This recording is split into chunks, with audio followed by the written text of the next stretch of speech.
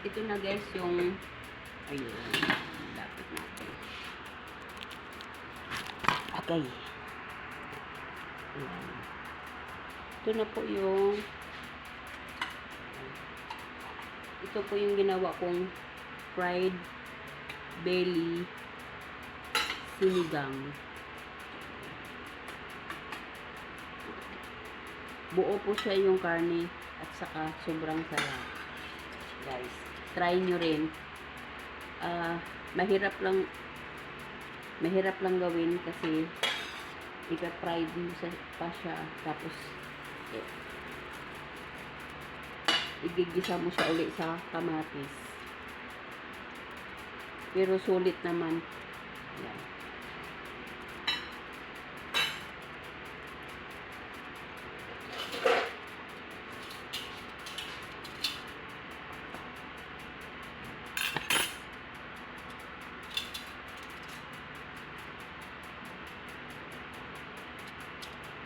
Malasa kasi guys.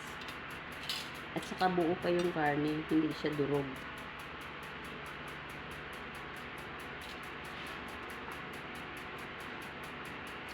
Tapos yung gulay niya, binilas ko lang sa hot water para hindi din sobrang luto.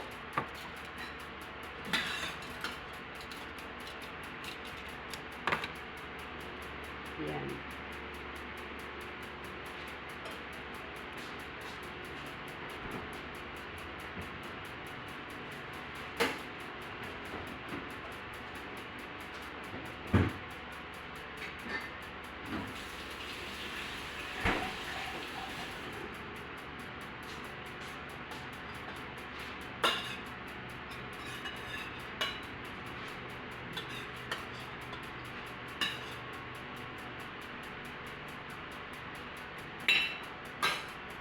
At saka malapot na yung sabaw niya.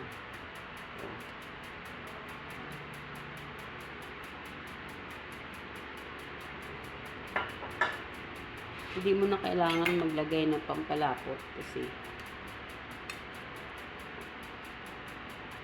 hindi ba? Kain.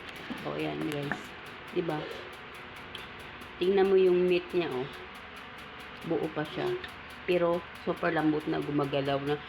Means pag gumagalaw yung karne, yung meat, super lambot. Pero hindi siya nalalaglag. Thank you guys.